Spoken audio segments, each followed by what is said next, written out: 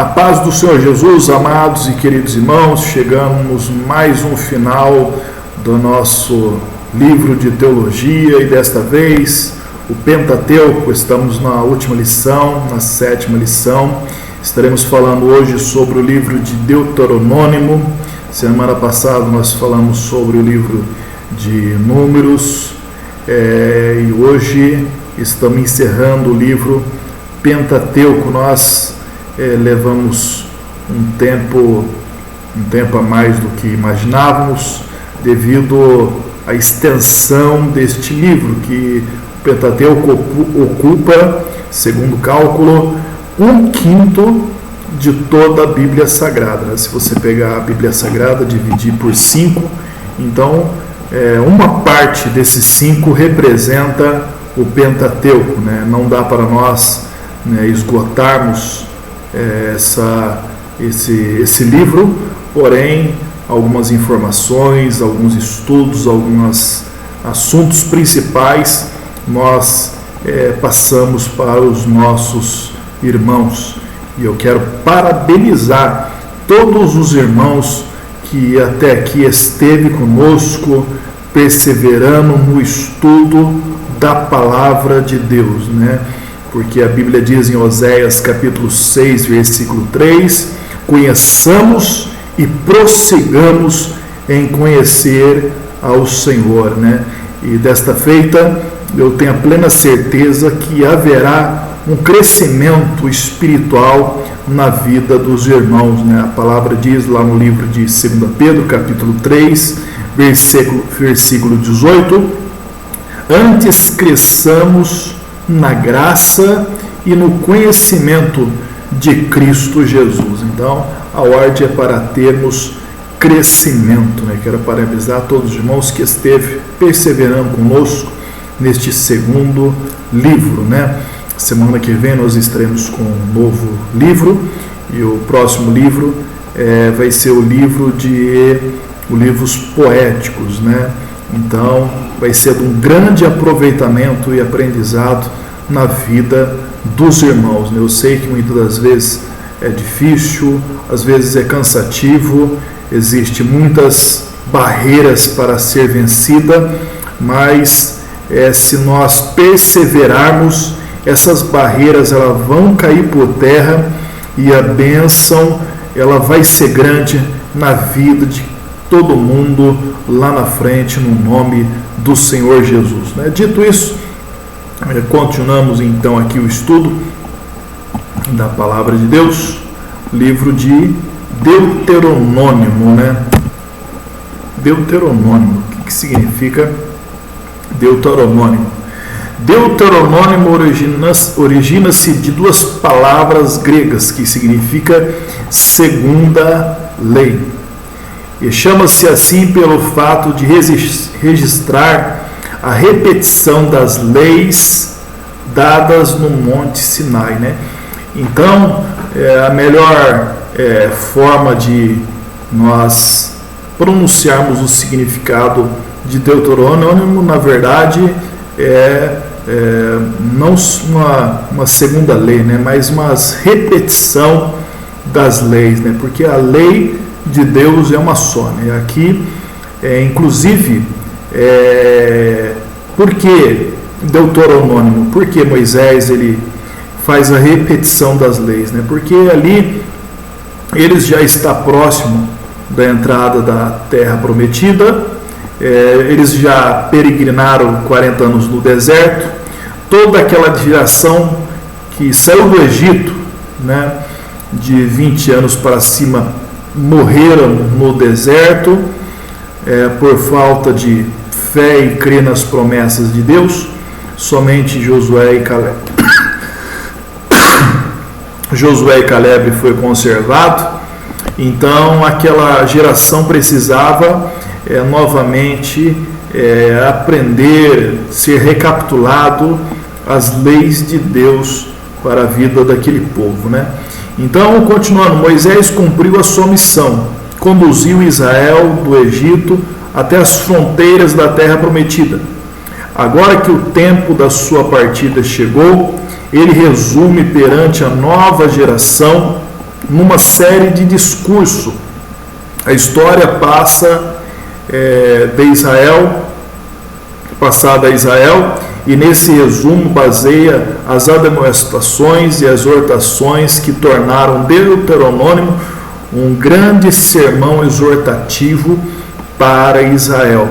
Nós, ao estudarmos esse livro de Deuteronômio, os irmãos vão observar que não é uma simples repetições de leis, não é um livro até mesmo, um livro simples, né, qualquer, né?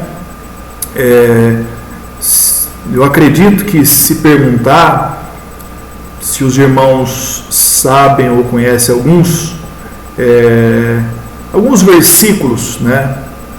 Tem em memória algum versículo do livro de Deuteronômio, acredito que muitos poucos vão saber algum versículo que se encontra no livro de Deuteronômio. Porém, nós vamos ver que este livro de Deuteronômio foi muito usado por Jesus. Jesus fez várias citações do livro de Deuteronômio.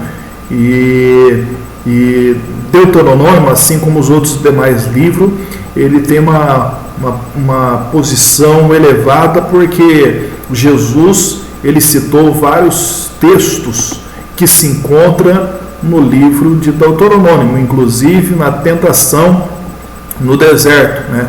Quando Satanás ele diz para Jesus, né, se tu és filho de Deus, transforma essas pedras em pão.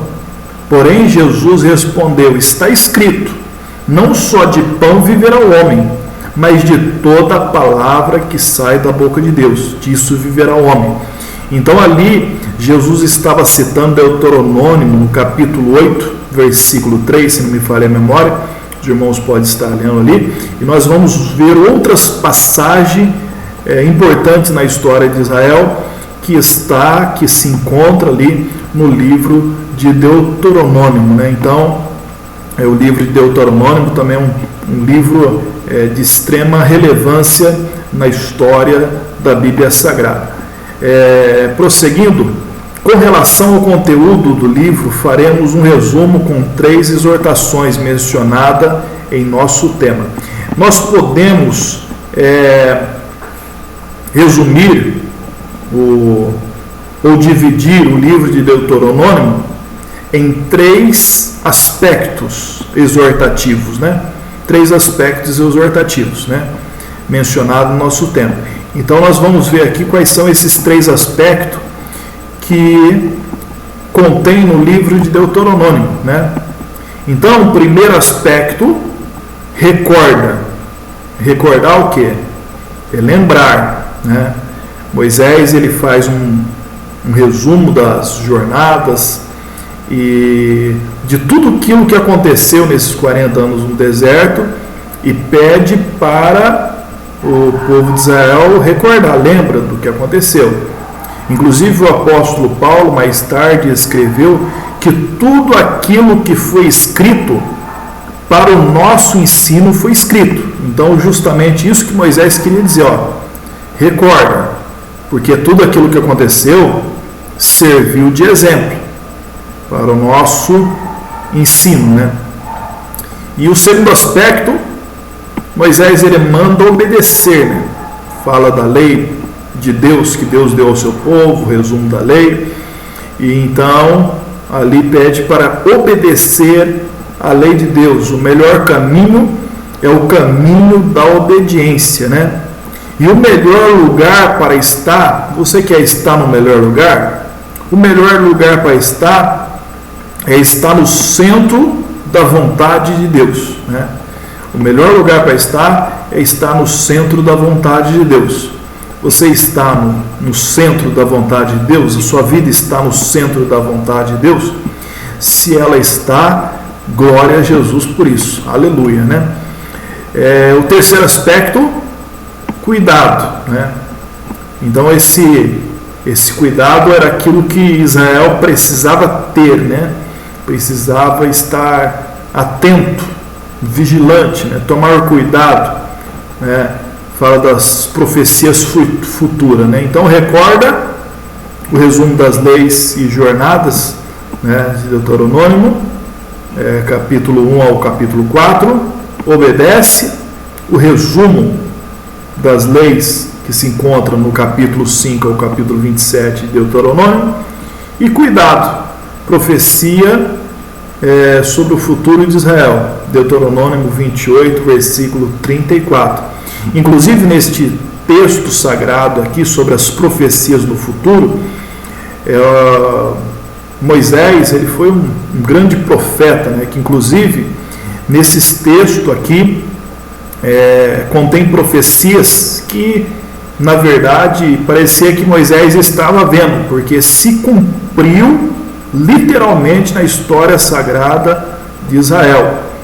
Aqui no livro de Deuteronômio fala sobre o cativeiro, ele ser levado para o cativeiro, de ser espalhado por outras nações, né?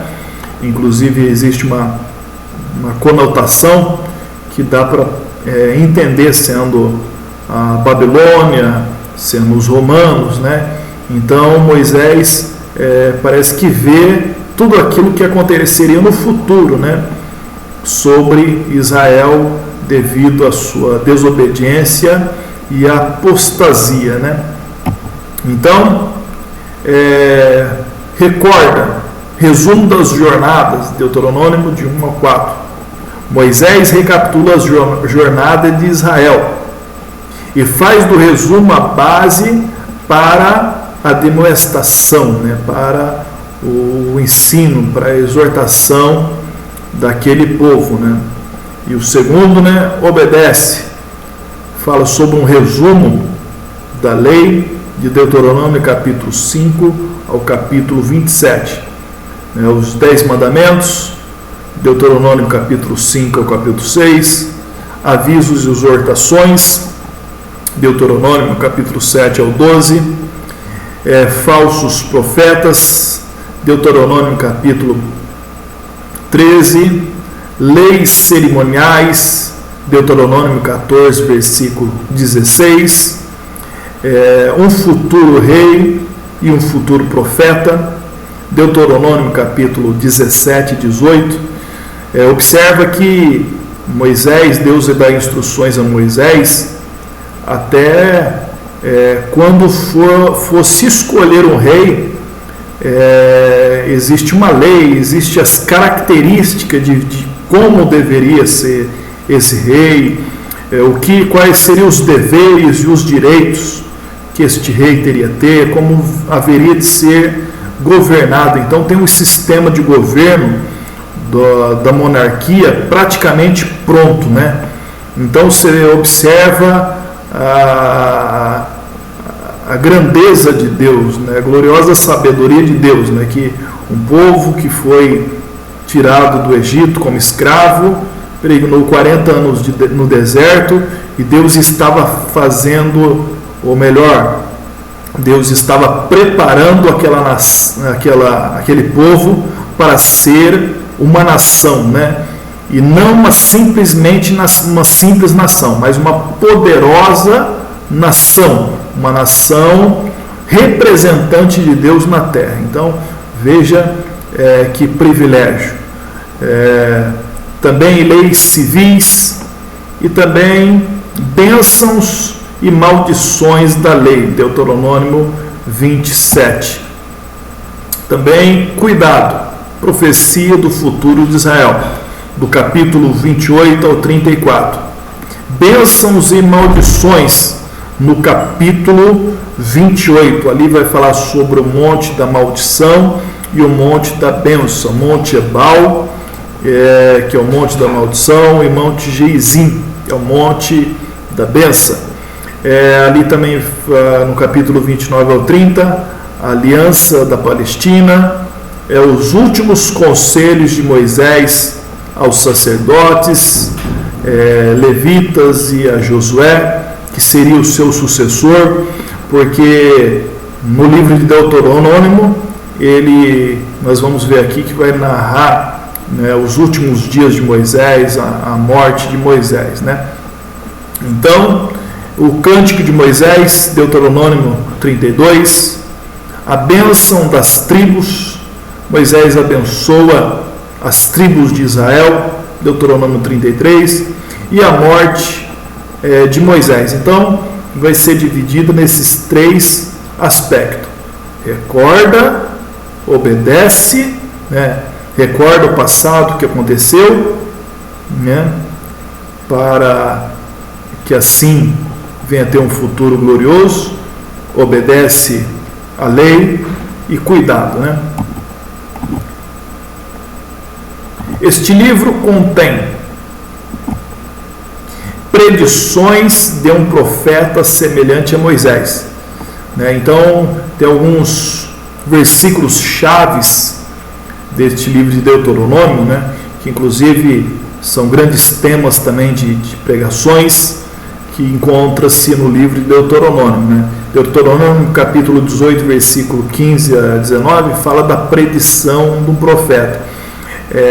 Moisés, ele profetiza dizendo que o Senhor Deus levantará um profeta semelhante a ele, e a ele ouvireis. Por que Moisés disse isso? Porque o povo de Israel no deserto foi rebelde e não ouviram a Moisés. Muito pelo contrário, murmuraram contra Deus, contra Moisés, e então eles não ouviram Moisés. Mas este profeta que se levantaria, a predição do grande profeta, esse ouviria, né? E esse profeta, é claro, que se refere à pessoa de Jesus, né? O que Cristo chamou também de o grande mandamento, Deuteronômio capítulo 6, versículo 4, né? Eu falei sobre as citações de Jesus, e essa é mais uma delas, né? Quando um certo levita pergunta para Jesus qual é o maior e grande mandamento.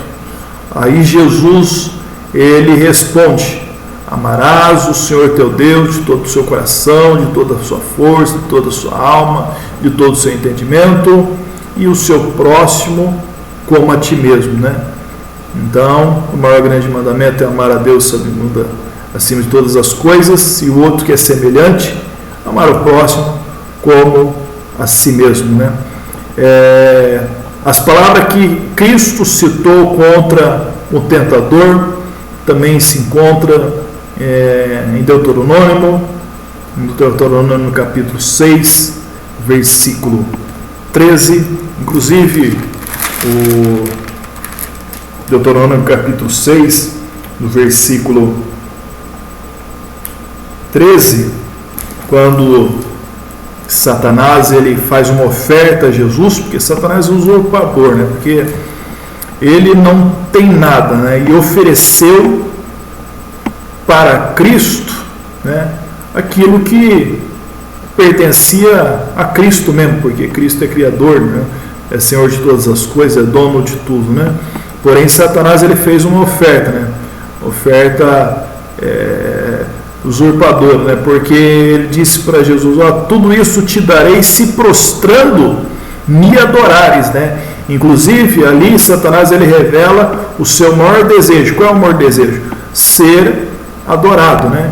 Então, que é o que? Que é ser como Deus. Por quê? Porque somente Deus pode ser adorado. E lembrando que nós louvamos a Deus por aquilo que Deus faz, e nós adoramos a Deus por aquilo que Ele é. Então nós louvamos a Deus por aquilo que Ele faz, mas nós adoramos por aquilo que Ele é, que é Senhor, que é Criador, que é poderoso, que é eterno, né? Que é o nosso Criador, nosso Redentor. Então nós adoramos por aquilo que Ele é e louvamos por aquilo que Ele faz. Então Jesus aí ele cita Deuteronômio capítulo 6, versículo 13, que está escrito, né? O Senhor teu Deus temerás, e a Ele servirá, pelo seu nome jurarás. Então, somente ao Senhor Deus devemos adorar, né?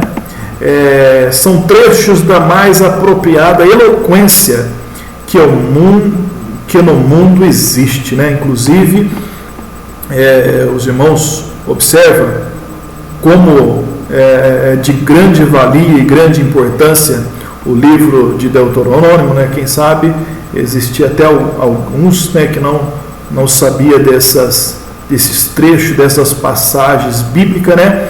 Que inclusive citadas por Jesus, né? Inclusive tem mais uma frase que é citada pelo povo de Israel, que é conhecida pelo povo de Israel, inclusive até os dias de hoje, né? É uma das citações mais conhecida pelo povo, pela nação de Israel, que também está no capítulo 6, no versículo 4, né? Ouve, ó Israel, o Senhor nosso Deus, Ele é o único Senhor, né? Ele é o único Senhor. Há um só Deus, um só Senhor, né? Então, nós vemos aqui situações eloquentes que o mundo exige, né? A palavra Deuteronômio quer dizer segundo a lei, ou se encaixa melhor, né? Repetição das leis, né? Em Êxodos, Levítico e Números promulgaram-se leis a intervalos, né? Então todos esses livros, Êxodo, Levítico, Números, todas elas contêm algumas leis, né? Levítico é o livro que mais contém leis, né?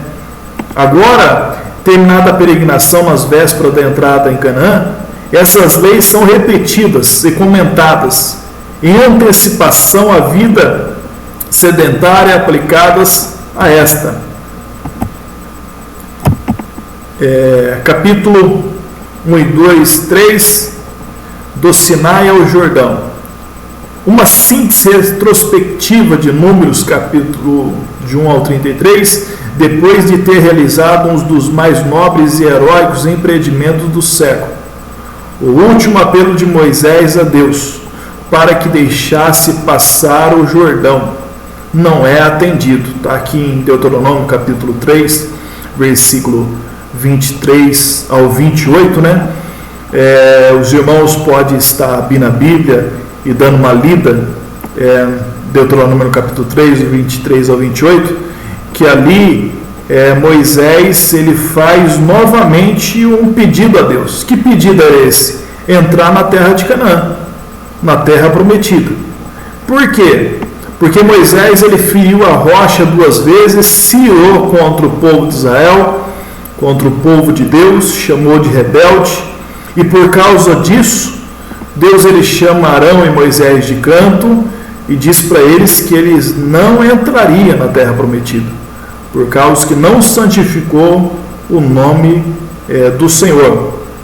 E aqui mais tarde, nas vésperas da entrada da terra de Canaã, Moisés ele pede a Deus para que deixasse passar o Jordão e entrasse na terra, mas Deus ele tinha dito que eles não haveriam entrar, né? E aí Moisés, o Senhor, ele repreende a Moisés e diz ainda para Moisés: Moisés, não me fale mais neste negócio, né?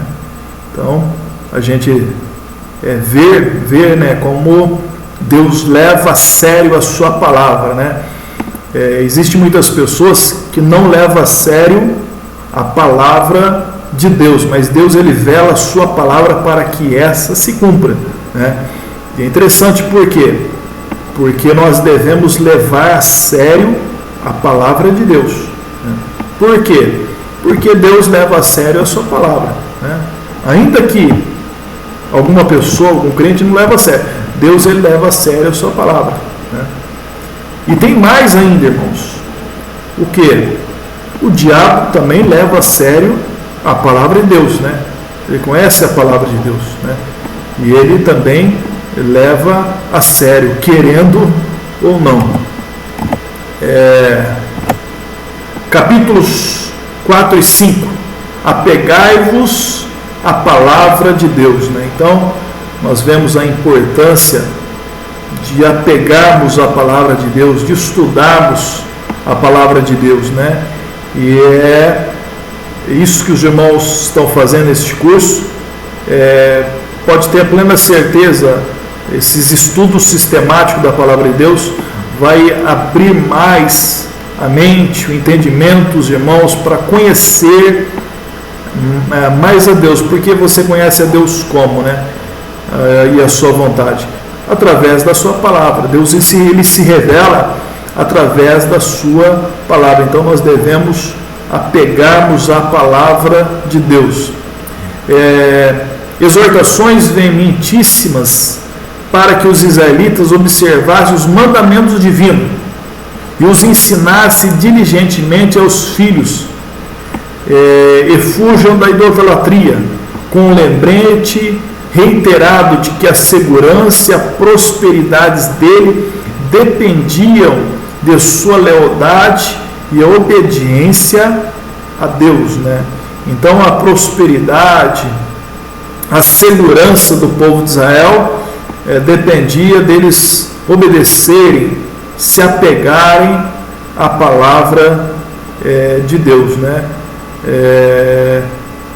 Com toda certeza, amados irmãos, aquele crente que se apega à palavra de Deus, pode ter certeza, nada falta na vida dele, né?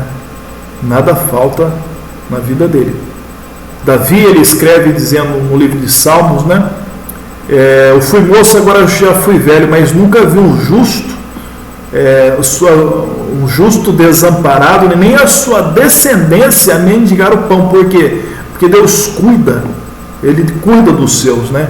Então, por isso é importante a obediência, a pegarmos a palavra de Deus, porque disso depende também a vida cristã, né? Porque o cristão que é apegado à palavra de Deus, ele não precisa ficar correndo atrás de bênção, atrás da prosperidade, atrás disso, atrás daquilo, não. Por quê? Porque as bênçãos que vai correr atrás dele, Jesus, ele diz, né? E esses sinais seguirão os que crerem.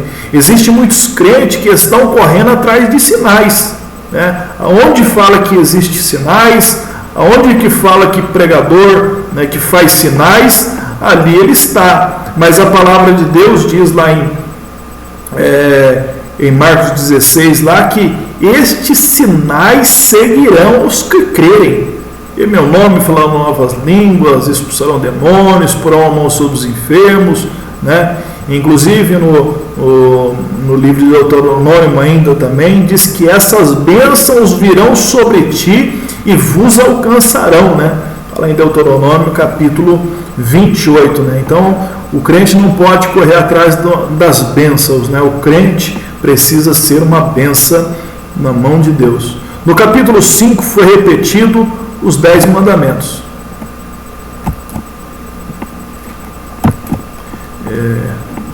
Demorando para passar a slide aqui. Capítulo 6, o grande mandamento. No capítulo 6 nós temos: amarás o Senhor teu Deus de todo o seu coração, de toda a sua alma, de toda a sua força. Deuteronômio 6:5. Isso é repetido sempre, né? Deuteronômio 10:12, 11:1, versículo 13, 22. Foi frisado de novo por Jesus em Mateus 22:37, em cujo ensino ocupou o primeiro lugar, né? Então você vê que Jesus, ele cita, né, o maior e o grande mandamento, né? Amarás o Senhor teu Deus de todo o seu coração, de toda a sua força, de toda a sua alma, né? E o semelhante é esse, que amarás o teu próximo como a ti mesmo, né? Inclusive, João, ele diz que aquele que diz que ama a Deus e aborrece o seu irmão, nunca viu a Deus e nunca conheceu. Porque como você pode amar a Deus que você não vê e não amar o seu irmão a quem você vê?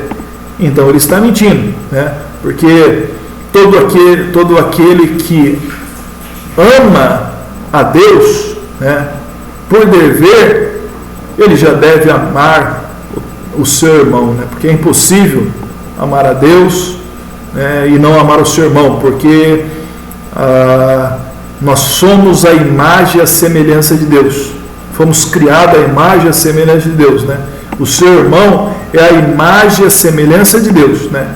E se você aborrece o seu irmão, então você é um mentiroso, né? Você não ama Deus verdadeiramente. Para que se perpetuasse as ideias de Deus entre o povo, eles não deviam depender só da instrução pública, tinha de ensiná-las diligentemente no lar, né? Ensinar aos seus filhos, né? Visto como os livros eram poucos, o povo tinha que escrever certas partes importantes da lei nos umbrais das casas, atá-las nos braços, na testa, falar sobre elas constantemente, né? Inclusive Provérbios tem esse ensino, né? Salomão, ele escreve dizendo: ensina o menino no caminho que deve andar, e até quando envelhecer não se desviará dele, né? Tem pais que terceiriza a educação dos seus filhos, né? Mas na verdade a educação de berço, a educação de lar, a educação cristã tem que partir do seu próprio pai, né? Da sua própria mãe. Somos nós, né, que devemos ensinar os nossos filhos, né, e não esperar que outros os ensinem.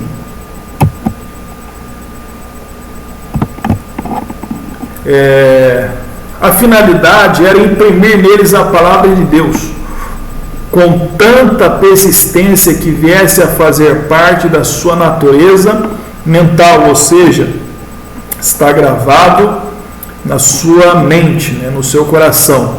Capítulo 7, os cananeus e os ídolos deveriam ser destruídos, né? Inclusive, Deus ele manda destruir os cananeus e destruir todos os líderes, os ídolos, né?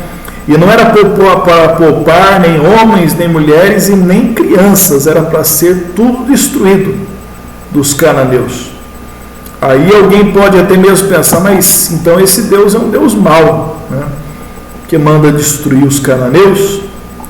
Na verdade, há 400 anos atrás, Deus ele fala com Abraão, dizendo que a descendência de Abraão seria escravizada, peregrina durante 400 anos, né? Porque a medida da iniquidade dos cananeus ainda não tinha se enchido. Então, quando Deus ele fala com Abraão, Deus estava já dando 400 anos para os cananeus se arrependerem dos seus pecados, das suas maldades, e eles não se arrependeram. Aí por isso que agora, 400 anos depois, o povo de Israel é enviado para a terra de Canaã para possuir a terra e destruir os cananeus. Por quê? Porque senão o povo de Deus, o povo de Israel, seria influenciado pelos pecados e pela idolatria dos cananeus. E com certeza seria consumidos, né? Porque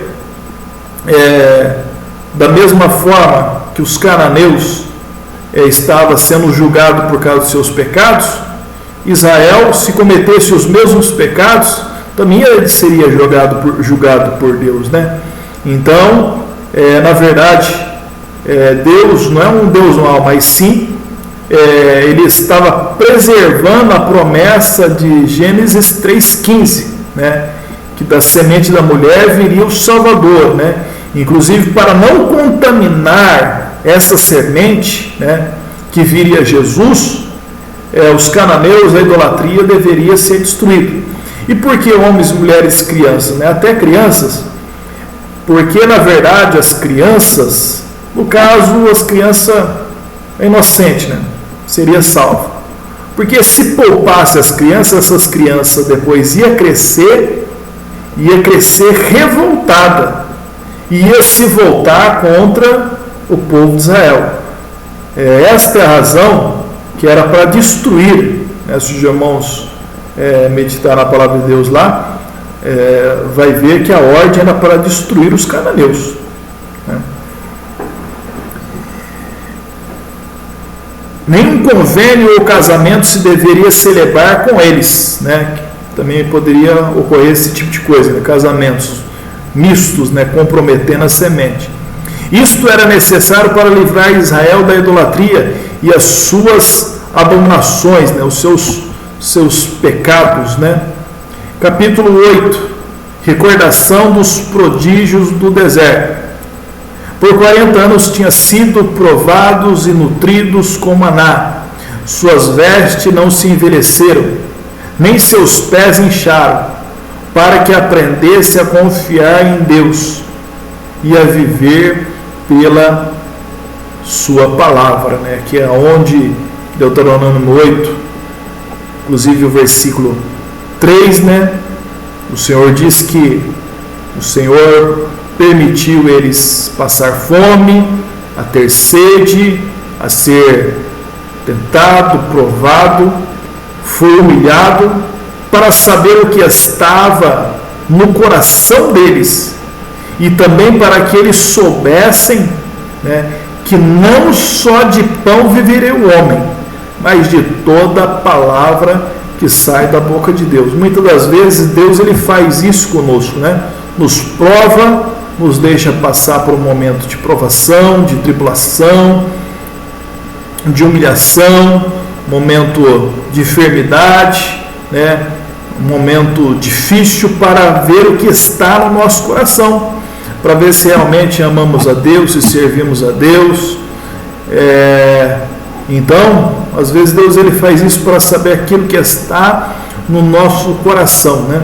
Mas juntamente com a provação, Deus ele também dá um escape, né?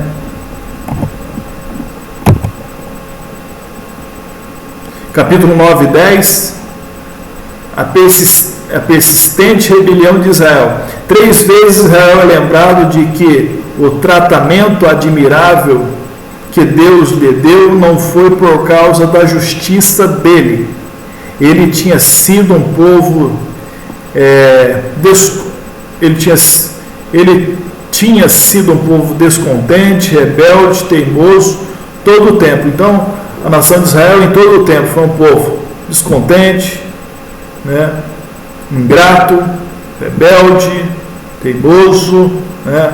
Um povo revoltado, murmurador, mas Deus conservou aquele povo, operou maravilha aquele povo. Por quê? Porque Deus ele tinha promessa, porque Deus ele tinha prometido para Abraão, né? E Deus ele não falha com a sua promessa, né? Mesmo que o homem seja infiel, Deus ele permanece fiel, porque ele não pode negar a si mesmo. Capítulo 11, bênção da obediência. Capítulo notável, apela para a devoção à palavra de Deus e a obediência aos seus mandamentos, com base da prosperidade nacional, com magníficas promessas e diversas advertências, né? Então a devoção do povo pela palavra de Deus, né? A obediência do povo aos mandamentos do Senhor traria bênçãos, né? Traria prosperidade, né? Nós não devemos confundir isso com a teologia da prosperidade, porque a teologia da prosperidade ela prega que se você é fiel, se você é obediente à palavra de Deus, né? Você vai ser próspero e também nenhum mal vai te atingir. E na teologia da prosperidade, se uma pessoa está enferma, ou é por causa que ela está em pecado, né? Ou alguma coisa está errada na vida dela, porque Deus ele tem o dever de abençoar e prosperar. Mas a verdade não é essa, né? A verdade não é essa, porque Deus ele não é obrigado a fazer nada por ninguém. Tudo que Deus ele faz é pela sua graça, né? Deus ele faz por sua graça, não por merecimento humano, né? Porque a teologia prosperidade prega uma prosperidade por merecimento humano, né? Porque, não, se eu fizer isso, se eu fizer aquilo, né, Deus ele vai fazer, ele tem que fazer, né? Eu não tenho que fazer, na verdade ele faz por graça, por misericórdia.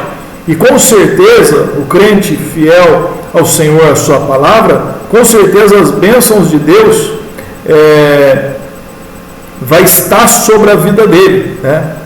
E nem sempre isso daí são computado como prosperidade, não é porque por causa disso você vai ser uma pessoa, vai ser um empresário, né? Vai ser uma pessoa rica, não é nada disso, porque a maior riqueza não é o dinheiro, né? Porque existem pessoas que têm dinheiro, mas não é feliz, né? E tem pessoas, né, que não tem, às vezes não tem nenhuma casa própria, mas ele é feliz, ele é um crente em Jesus, é um crente salvo. Então não devemos confundir esse tipo de coisa, né? Porque também as promessas para Israel era diferente das promessas de Cristo para a igreja. Porque as promessas de Deus para Israel era Canaã terrena, uma terra que mana leite e mel. Porém, as promessas de Deus para a igreja é a Canaã celestial, é a salvação, né? Inclusive, quando se diz lá, onde pisar a planta dos seus pés será vosso, é promessa para Israel, né? Agora eu sou crente, onde que eu vou lá naquele lugar, vou pisar lá naquela casa, aquela casa vai ser minha. Não é assim, né? Então, não devemos confundir, né? Capítulo 12, 13, 14, 15, várias ordenanças. Todos os ídolos tinham que ser destruídos. Criado no cativeiro da idolatria egípcia e rodeado durante toda a vida por gente idólatra, Moisés nunca transgrediu, ou melhor, transigiu ou concordou com a idolatria. E como avisara repentinamente, a idolatria tornou-se a ruína da nação. Então, uma das ordenanças era para que Israel destruísse todos os ídolos, né? Por quê? Porque o povo de Israel ele já veio do Egito, onde estava permeado de idolatria, de várias divindades. Por isso que o Senhor ele diz na sua palavra, lá em Deuteronômio, capítulo 6, no versículo 4, ouve, ó Israel, o Senhor é o único, o Senhor vosso Deus é o único Senhor, não existe outro, existe só um. Então, Moisés adverte por várias vezes, e inclusive numa certa ocasião que Moisés ele ficou 40 dias no monte, 40 dias e 40 noites, e o povo disse para Arão, nós não sabemos o que aconteceu com esse Moisés, faça deuses para nós, para a gente prosseguir a viagem. Aí Arão pegou o ouro, fundiu o ouro do povo lá, e acabou fazendo um bezerro de ouro, e o povo pecar no pecado da idolatria, né? Então era uma coisa muito séria que estava arraigada na nação de Israel. Inclusive Israel, ele só foi libertar da idolatria depois do cativeiro babilônico. Antes do cativeiro do Babilônio, Israel era idólatra.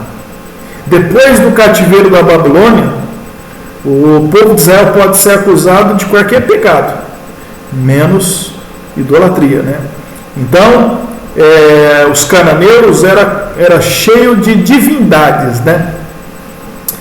E hoje, irmãos, muitas das vezes existe ateus, gnosticistas, né?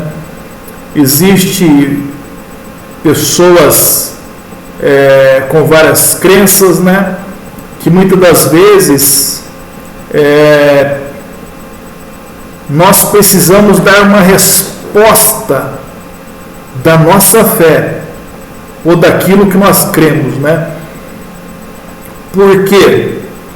Porque muitas das vezes fala, mas por que o Deus de Israel?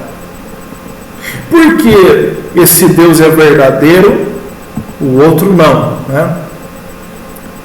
Na verdade, a revelação de Deus, né, que nos mostra através da Bíblia, é uma revelação gradual, né?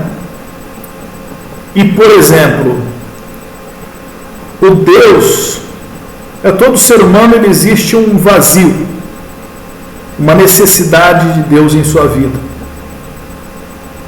E aquele que melhor preenche essa necessidade, esse é o verdadeiro Deus. O verdadeiro Deus tem que estar parte da criação. Porque se ele for igual à criação, ele não é Deus, né? Existia no Egito divindade que era figura humana, que era figura de animal, ou seja, igual, né, à criação. Mas se imaginarmos desta forma, se ela é igual à criação, então ele não é criador. O único Deus que preenche os diversos requisitos da necessidade humana é o Deus da Bíblia.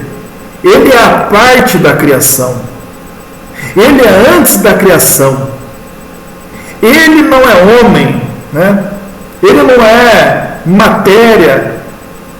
Ele é espírito. E sendo espírito, ele é eterno, né? Porque não existe, né, não se pode tirar uma divindade igual à matéria, né? Ela tem que ser fora, ela tem que ser a parte, ela tem que ser superior, né? Ela tem que atingir o âmago de todas as necessidades humanas. E o Deus da Bíblia, ele mostra isso, né? O Deus de Israel, ele mostra isso, né? Essa revelação progressiva da pessoa de Deus. Desde lá de Gênesis até Apocalipse, ele, através das suas revelações, ele demonstra ser o único e o verdadeiro Deus. E chegando no Evangelho de João, capítulo 1, diz, né? E o Verbo, no princípio era o Verbo estava com Deus, e o Verbo era Deus. E o Verbo se fez carne e habitou entre os homens, né? Então, falando aí da pessoa de Jesus, né? Ele se fez como homem, parecido com nós também, mesmo sendo eterno, mesmo sendo Deus, mesmo sendo Criador, também para conhecer melhor os nossos problemas, as nossas aflições, né? Ele veio também para morrer em nosso lugar, por os nossos pecados, atender as nossas necessidades e a exigência divina, né? E depois morreu por nossos pecados, mas ressuscitou ao terceiro dia e vive eternamente, né? Então, o único Deus que preenche esses diversos, né, requisitos, somente o Senhor, né, o Deus da Bíblia, o Deus de Israel, né, o Deus Jeová. Prosseguindo, amados irmãos, alegrai-vos, note-se quantas vezes ocorre essa palavra, né?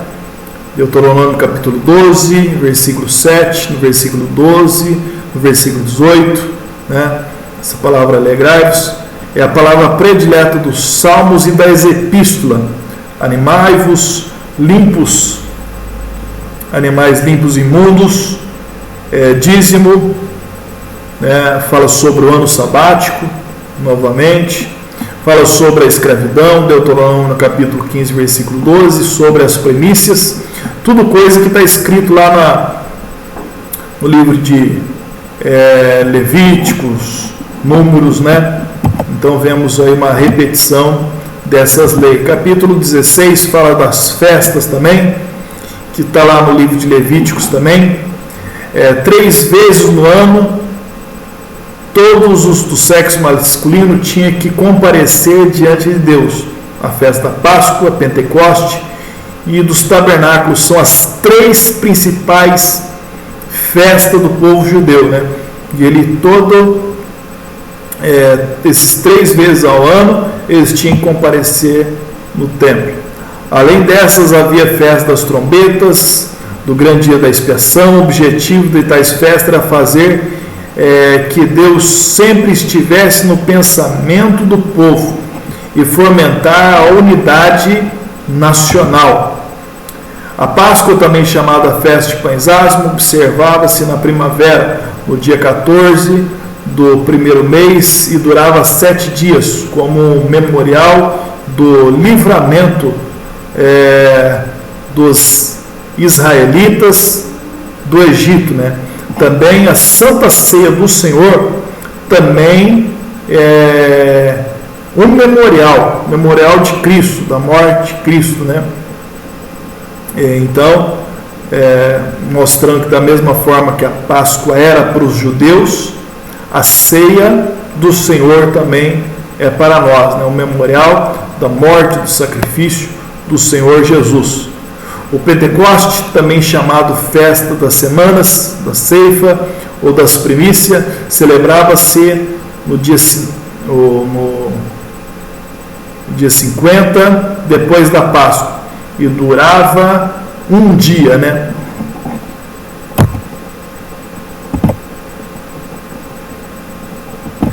Tabernáculo, também chamada de colheita, ocorria no 15º dia do mês 7º, 5 dias depois do dia da expiação, durava 7 dias. A festa das trombetas, no primeiro dia do sétimo mês, dava entrada ao ano civil, né? Está lá em Números capítulo 28. O grande dia da expiação, no dia 10 do mês 7º, né? Está lá em Levítico 16. Capítulo 17, a predição de um rei, né? Israel ainda não tinha rei aqui, né? Israel era apenas um povo que saiu da escravidão. Eles não tinham pátria ainda, não tinha chegado na sua terra, mas ali faz a predição de um rei. Deus o prediz aqui algumas instruções e avisos. O reino inaugurou-se uns 400 anos mais tarde, né? Porque quando eles entravam na terra, ainda teve o período dos juízes, né? Que foi 13 juízes, onde o último foi Samuel. E Samuel, ele ungiu o primeiro rei de Israel. Qual foi o primeiro rei de Israel? Os irmãos lembram? O primeiro rei de Israel foi Saul, né?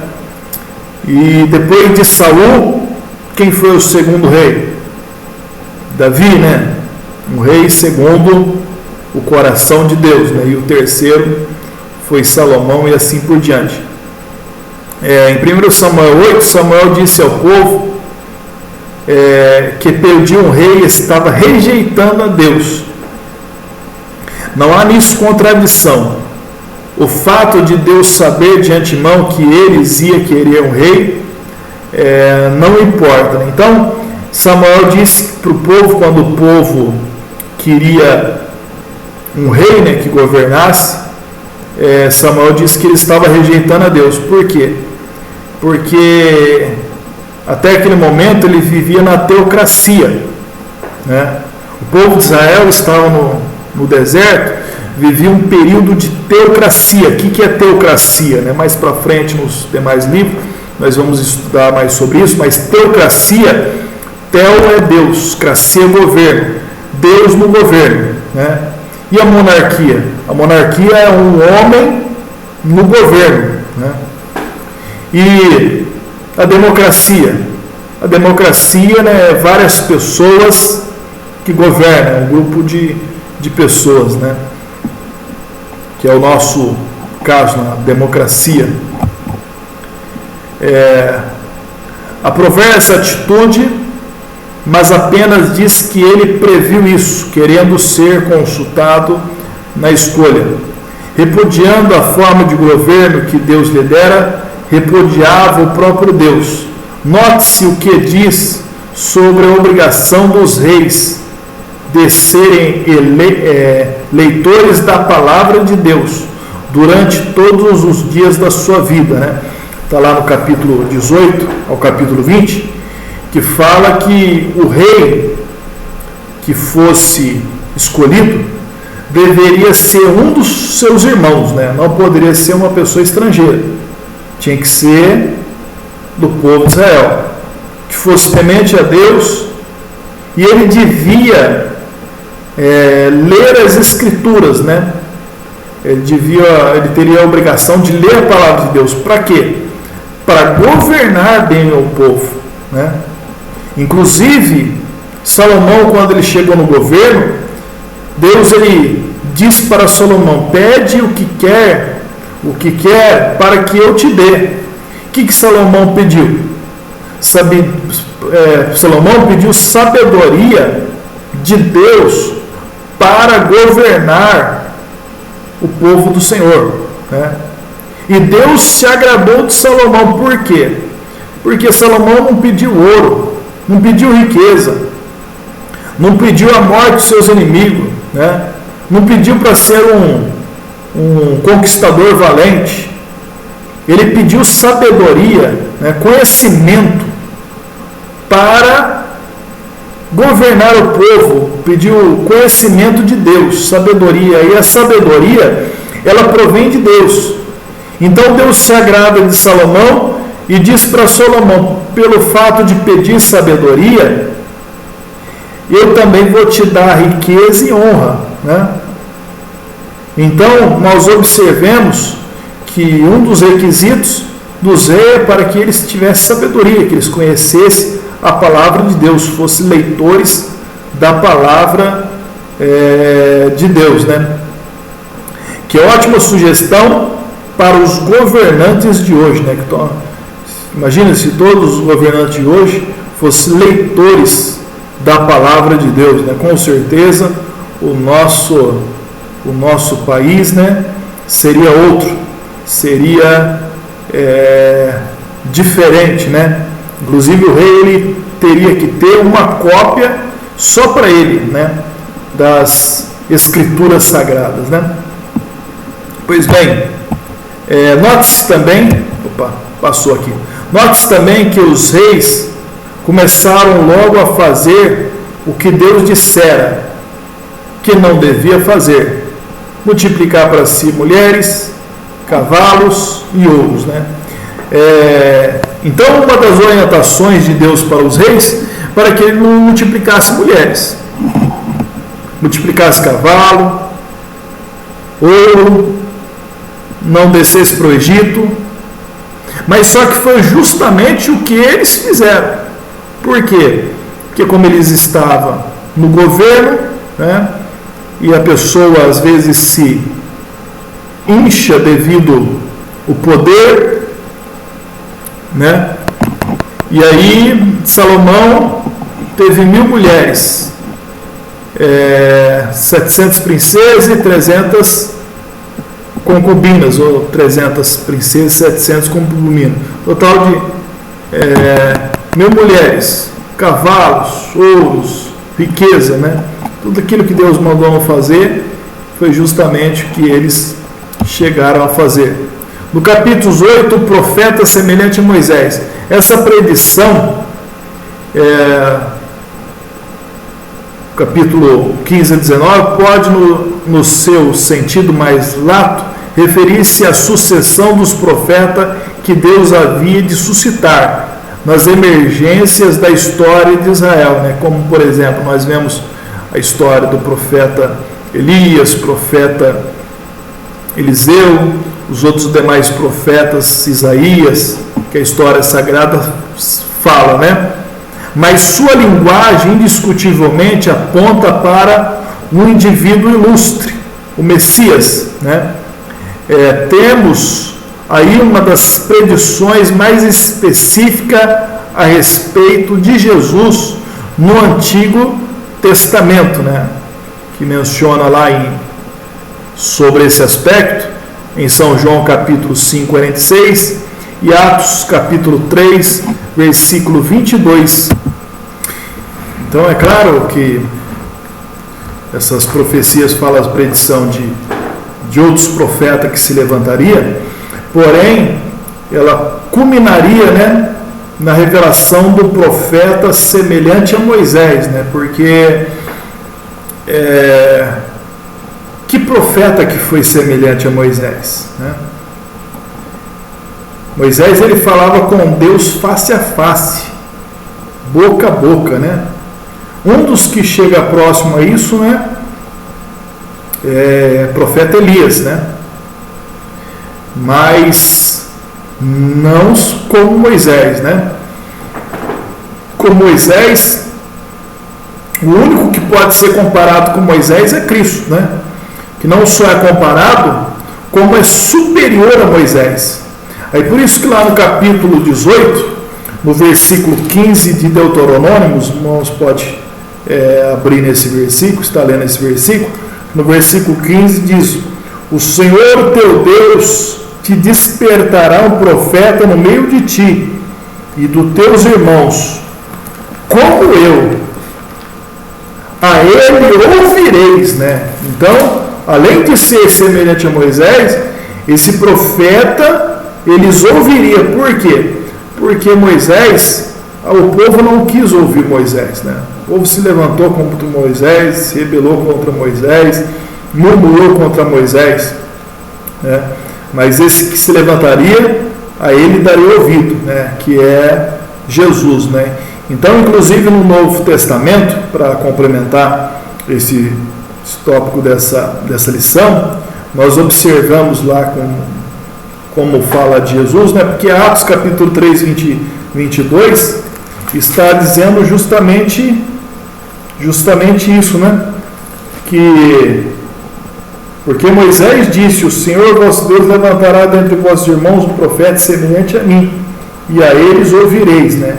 Que aqui estava falando, Pedro estava falando sobre a pessoa de Jesus, né? Inclusive o próprio Jesus em São João aqui, como nós estamos vendo, capítulo 5, versículo 46, os irmãos pode estar lendo lá, que Jesus ele disse: porque se vós cresse em Moisés, crerias também em mim, porque de mim escreveu ele. Então Moisés escreve sobre Jesus, de Jesus, e aqui nesse aspecto principalmente, né, esse profeta que Moisés escreve, ele estava escrevendo, Jesus diz, né, ele estava escrevendo de mim, ao meu respeito. A nação judaica estava sendo estabelecida por Deus como meio pela qual um dia todas as nações seriam abençoadas, né? Essa era a promessa de Deus a Abraão. Deus ele diz para Abraão: em ti será benditas todas as famílias da terra, né? Então não era só a família de Abraão, a descendência de Abraão, mas através da descendência de Abraão, ou melhor, do descendente de Abraão, todas as nações seriam abençoadas. E quem é esse descendente? Do descendente? Jesus, que é descendência de Abraão, né?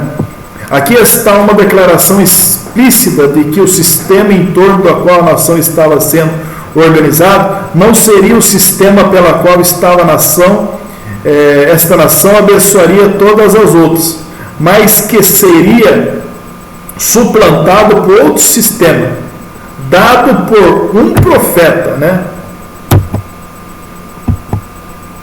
A mensagem de Deus para todos os povos, o judaísmo seria suplantado pelo cristianismo, né? Glória a Jesus por isso, né? Porque Jesus, ele é o abençoador de todas as nações, né? Inclusive, se a pessoa ela pode estar do jeito que estiver, se hoje ela aceitar a Cristo, né, como seu Salvador, como seu Senhor de todo o seu coração, a partir daquele momento, a vida dela começa a ser mudada, né? A bênção de Deus, a graça de Deus vai estar sobre a vida dela. Jesus, ele diz: aquele que vem a mim, de maneira nenhuma lançarei fora.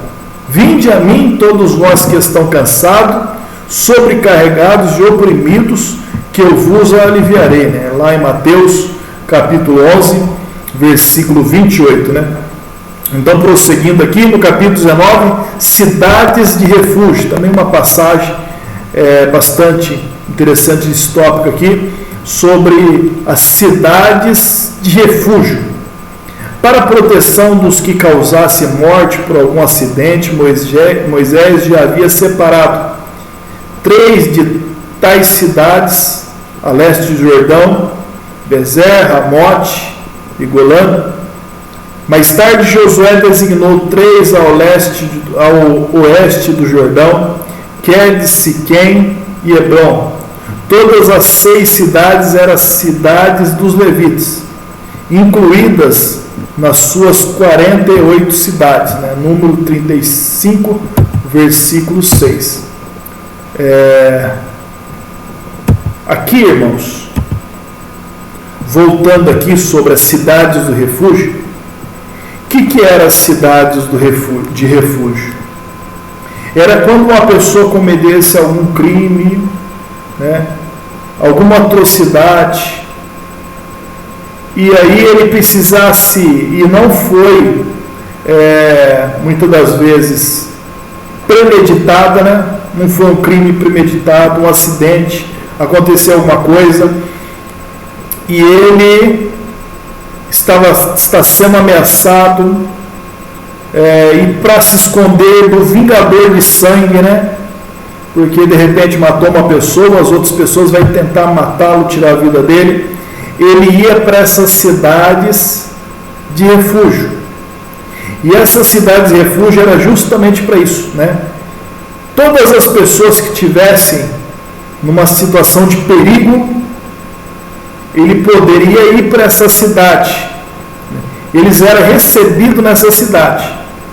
E nessa cidade eles estariam seguros, porque o vingador do sangue não podia entrar ali, não podia ir atrás dele naquela cidade. Então, enquanto eles estivessem nessa cidade de refúgio, eles estariam seguros, né? E aí, o que nós entendemos, o que nós aprendemos com essa lição, né? Inclusive no Salmos 46, versículo 1, está escrito: o Senhor é o nosso refúgio e socorro, né? O Senhor é o nosso... Vamos ler lá para falarmos corretamente, né? No Salmos 46. Salmos 46, diz a palavra de Deus: Deus é o nosso refúgio e fortaleza, socorro bem presente na hora da angústia, né? Então, falando aqui sobre cidade de refúgio, Deus é o nosso refúgio, ou seja, Cristo é o nosso refúgio.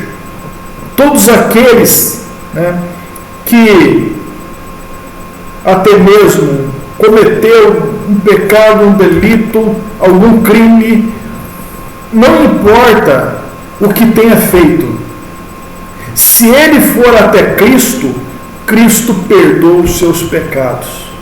Jesus é o nosso refúgio. Nós podemos nos refugiar nele. Por quê? Duas coisas interessantes que essa cidade representa, né? Essa cidade representa abrigo e segurança. Em Cristo Jesus, nós encontramos abrigo e também encontramos segurança. E enquanto estivermos em Cristo, estivermos em Jesus, nós estamos abrigados, nós estamos seguros, porque Jesus é o nosso refúgio. Mas só que a partir do momento que a pessoa não está em Cristo, está fora de Cristo, né? Ela está exposta a tudo quanto é ataque do maligno sobre a vida dela. Mas enquanto estamos no refúgio que é Cristo, nós estamos bem abrigados, nós estamos seguros. Por isso que é importante o cristão, ele está em Cristo, né? Paulo, ele gostava muito de citar, né, essas palavras, né? Essa expressão, em Cristo, nele, né? Aquele que está em Cristo, nova criatura é, as coisas velhas se passaram, tudo se fez novo, né? Estar nele, em Cristo, né? Nenhuma condenação há para aquele que estão em Cristo Jesus, né? Então é uma expressão daqueles que estão em Cristo, estão abrigados e estão em segurança, né? Estão descansando, uma cidade de refúgio, uma cidade de descanso. Inclusive no Salmo 91, outra referência, Salmo 91, diz a palavra de Deus, né? Aquele que habita no esconderijo do Altíssimo, na sombra do Onipotente, descansará, né? Então esta cidade de refúgio é uma representação de estar em Cristo, estar em Jesus. Prosseguindo, capítulo 20, leis de guerra. Os que tivessem casado, tivesse recém-casado, ou tivesse acabado de plantar uma vinha, ou fosse, ou melhor, os que tivessem casa recém-edificada, ou tivesse acabado de plantar uma vinha, ou fosse recém-casado, ou fosse de coração tímido, ou seja, tivesse medo, devia ser dispensado do serviço militar. Os cananeus deviam ser destruídos. As árvores frutíferas seriam pomares.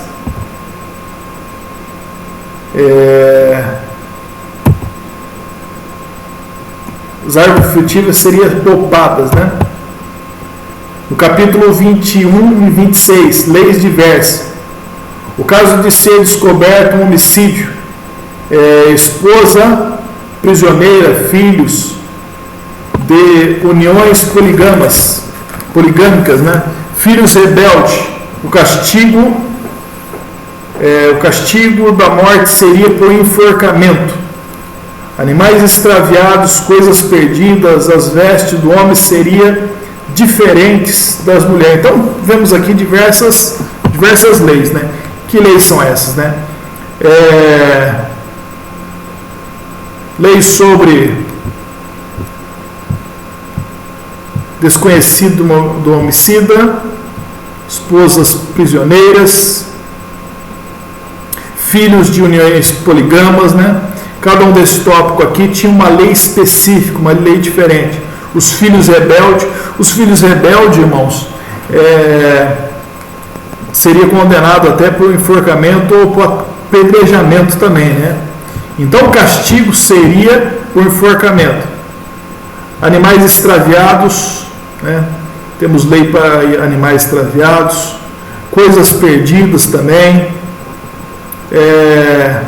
As vestes do homem seriam diferentes das de mulheres, né? Isso daqui fala sobre o homossexualismo, né? Porque quando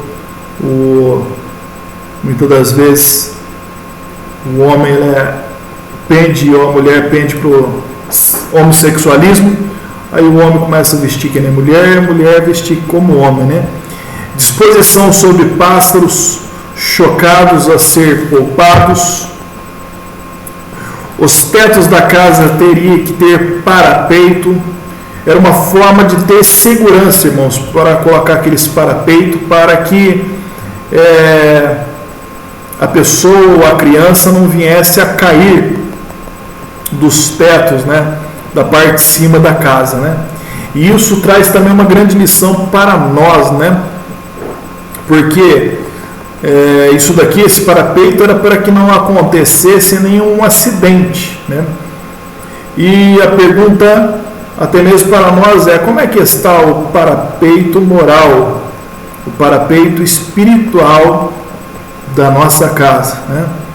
Será que a nossa casa espiritual, nossa vida, nossa família tem parapeito para proteger os nossos filhos, né, de possíveis quedas, né, de possíveis acidentes em sua vida? Então, nós devemos preocupar, né, com a nossa casa, nossa família, no sentido espiritual, né? Sobre trabalhos do campo e sobre veste, meretrícios, adultérios, estupros, eunucos, bastardos, amonitas, moabitas, edomitas, limpeza no arraial, tratamento a dar aos escravos refugiados, prostitutos, sodomitas, usuras, votos, divórcio, casamento, penhores, rapto, lepra, salários, justiça com os pobres. Então aqui neste capítulo tem diversas leis que trata de cada um desses assuntos, né?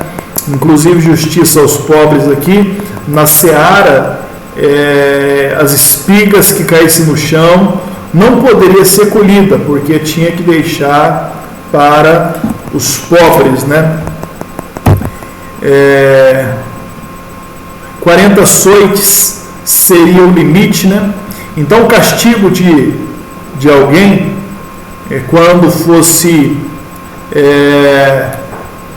um castigo que merecesse uma punição por açoite, o máximo de chicotada tinha que ser, máximo de açoite seria 40, né? Inclusive, Paulo, ele chega a dizer que foi açoitado 3 vezes.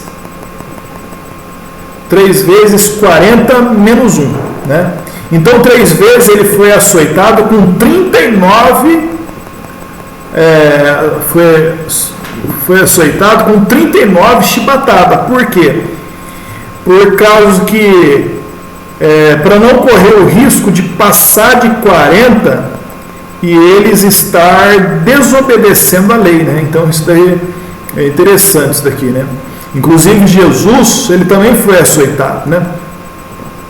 E muitas das vezes eles querendo burlar ou até mesmo a lei, né? Jesus, ele foi açoitado, pelo que nós entendemos na história bíblica, ele foi açoitado com 40 açoites, mas provavelmente se trocou o chicote, o instrumento de açoite, para até mesmo chicotar mais 40 vezes, né? Então, muitas das vezes aqueles que se diz cumpridor da lei, eles mesmos são os transgressores da lei. O casamento por leviratos, tem os casamentos também de quando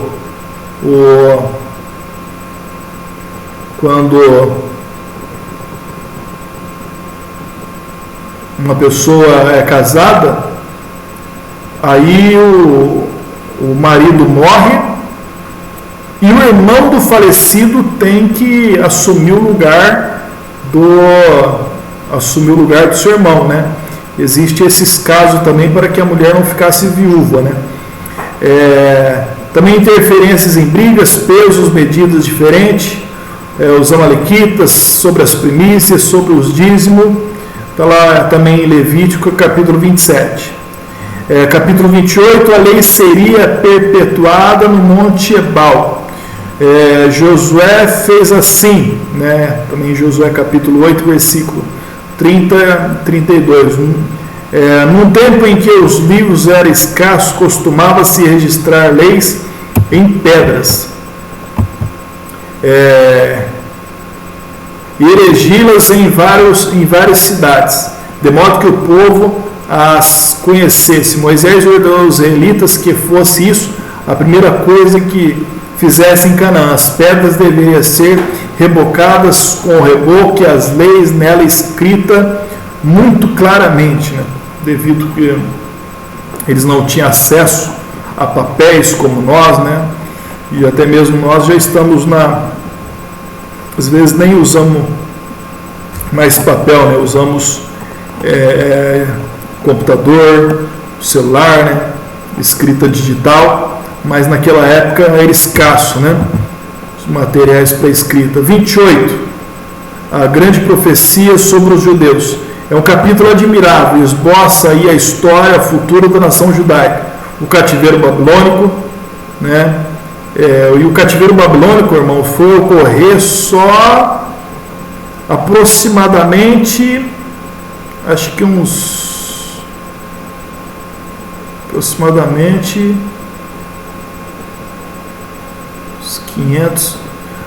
500 anos, 500 até no máximo 600 anos depois de Moisés, né?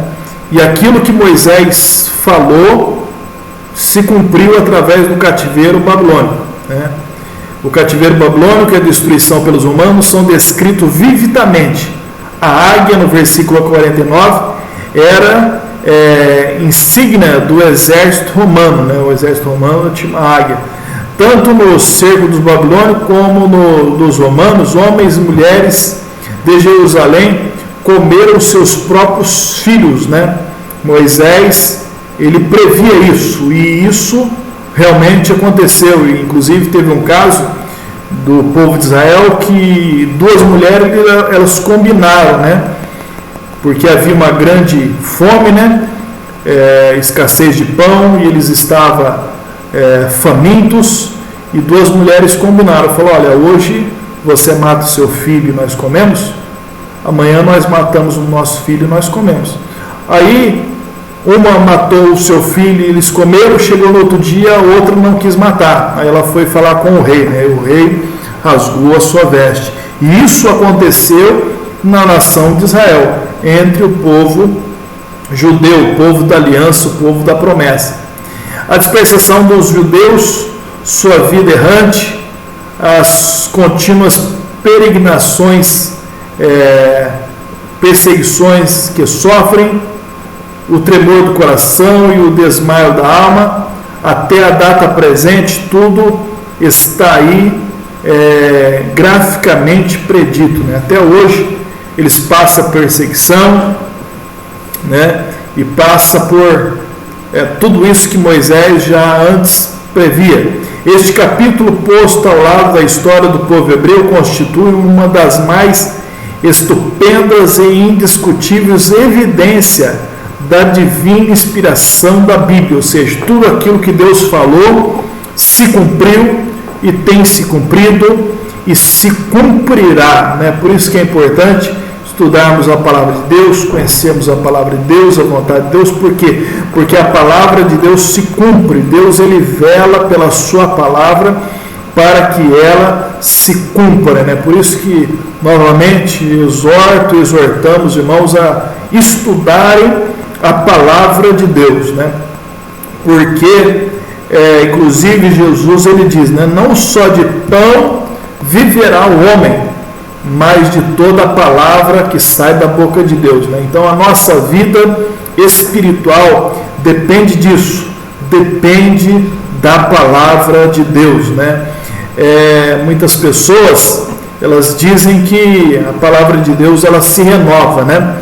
Mas lá em Lamentações, lá no capítulo 3, 22, a palavra diz que é as misericórdias do Senhor que se renova, né?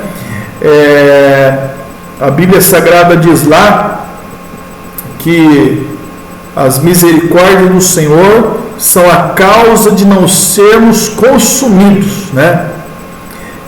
Pois elas não têm fim, novas são a cada manhã. Então é a misericórdia do Senhor que se renova. A palavra de Deus não se renova porque ela não envelhece, ela não precisa ser renovada, ela não envelhece. Inclusive, a palavra de Deus, ela nem é antiga e nem moderna.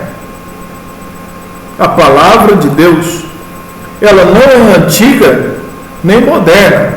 A palavra de Deus, ela é eterna, né?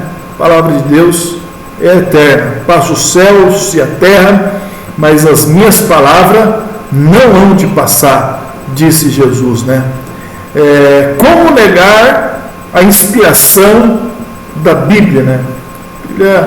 Inspiração e inerrância, né? Nós vamos dar uma corrida aqui, irmãos, para já terminarmos essa lição. Estamos quase no final dessa lição.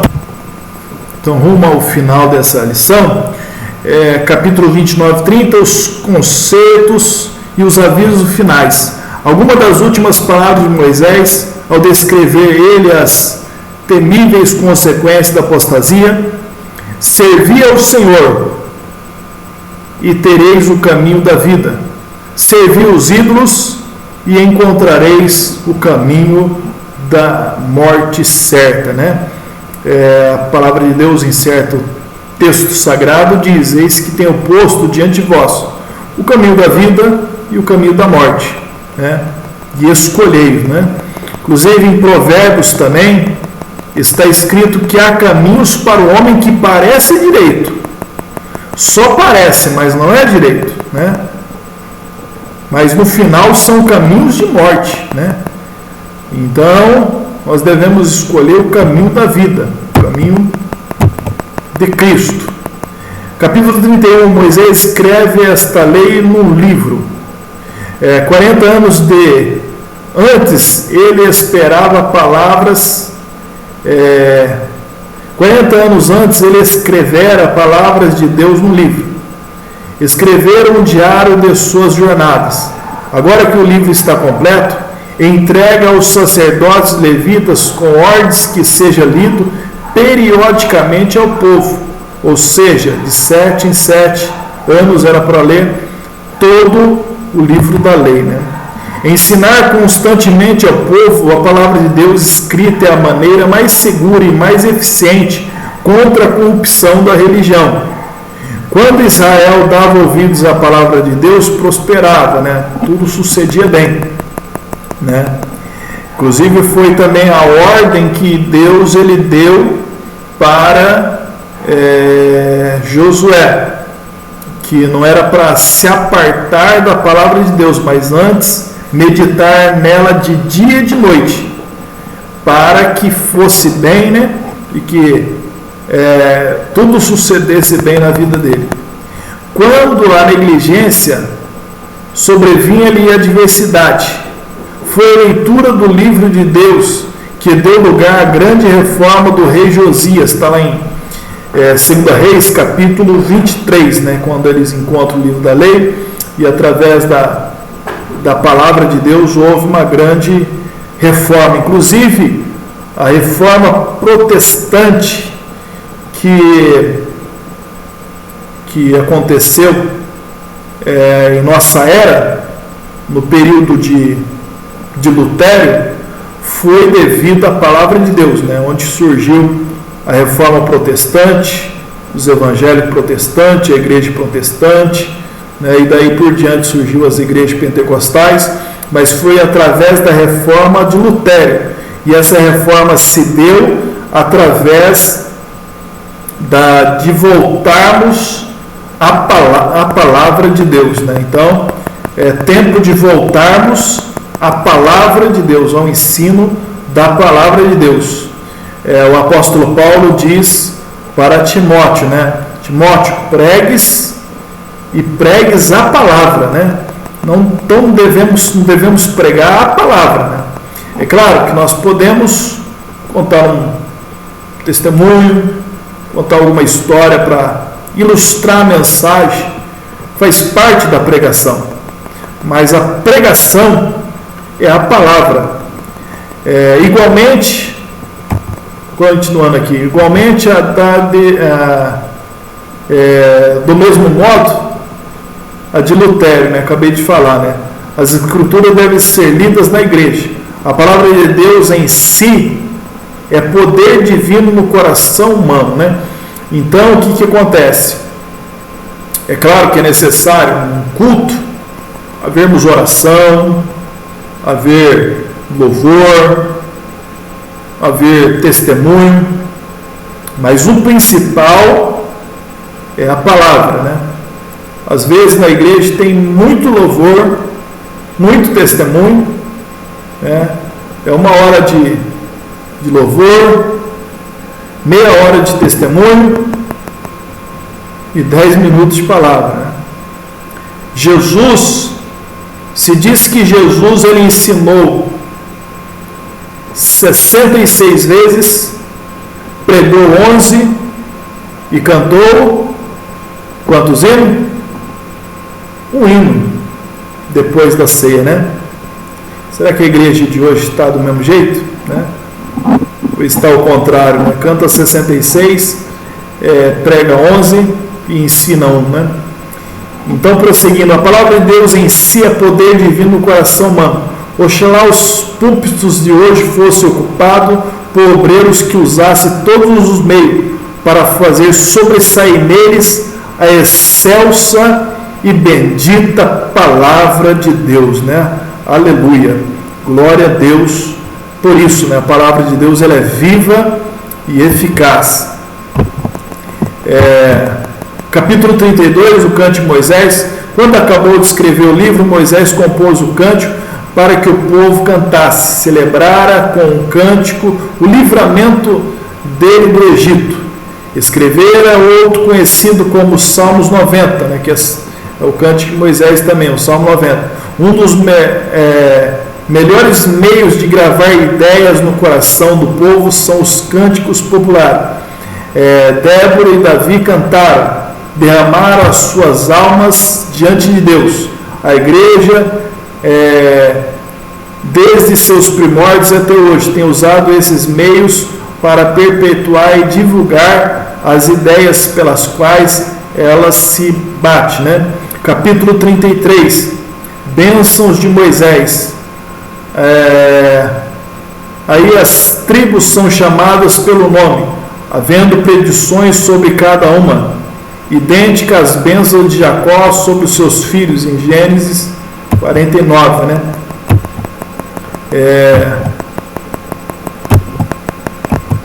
Capítulo 34, a morte de Moisés. Aos 120 anos, de vista ainda clara, pleno de vigor natural, o ancião galgou o monte Pisga, enquanto contemplava a terra da promessa, né? Deus ele não deixou Moisés entrar, mas do monte Moisés avistou ela de longe, na qual ansiava entrar. Deus ternamente o trasladou para uma habitação melhor, né?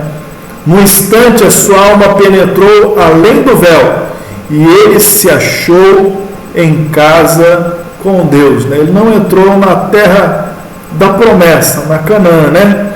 Mas ele entrou, né, na glória de Deus nos altos céus, né? Inclusive mais tarde, se os irmãos lerem lá o livro de Judas, o livro anterior ao livro de Apocalipse, vão ver que Satanás ele contende contra Miguel a respeito do corpo de Moisés, né? E contende contra o arcanjo Miguel sobre o corpo de Moisés, né? E Miguel ele não ousa de pronunciar a palavra julgatória contra Satanás, mas antes ele diz: o Senhor, né, te repreenda, né? Então eu acho que Satanás está procurando o corpo de Moisés até hoje, né? Mas foi o Senhor que guardou, né? Aquele que é guardado por Deus, o inimigo não pode achar. O Senhor sepultou o corpo em um lugar que ninguém sabe. Seus restos mortais ficaram assim fora do alcance de qualquer idolatria. Moisés falava face a face, né, com Deus. Não quer isto dizer que ele via Deus em sua plena refulgência, o que não é possível enquanto a carne, mas uma manifestação da glória divina mais íntima do que a que outros tiveram, né? Encerra-se aqui a quarta parte do Antigo Testamento, quase do tamanho do Novo Testamento inteiro, né? O Pentateuco é quase do tamanho do Novo Testamento inteiro, mas já visto que, por isso que a gente levou um tempinho maior para estudar, né? Explorar o estudo da Palavra de Deus, toda escrita pelo homem Moisés. E que homem foi ele, tão íntimo com Deus, que a sua obra, 40 anos no palácio de Faraó, 40 anos refugiado em Midian e 40 anos como guia de Israel pelo deserto, libertou da escravidão uma nação de aproximadamente 3 milhões, né, de pessoas, transplantou-a de uma terra para outra, organizou para ela um sistema jurisprudência em que se tem inspirado grande parte da civilização do mundo inteiro, e nunca mais se levantou em Israel profeta algum como Moisés, a quem o Senhor conhecera face a face. Deuteronômio capítulo 34, versículo 10. Assim nós concluímos a nossa lição, não somente do Deuteronômio, como também do nosso livro do Pentateuco, né? E assim nós terminamos a nossa lição citando a nossa divisa, né? No 3, 1, 2, 3. Dá instrução ao sábio e ele se fará mais sábio. Ensina o justo e ele crescerá em entendimento. Provérbios 9:9. Que Deus abençoe a todos, que a paz e a graça do Senhor Jesus esteja contigo. Amém.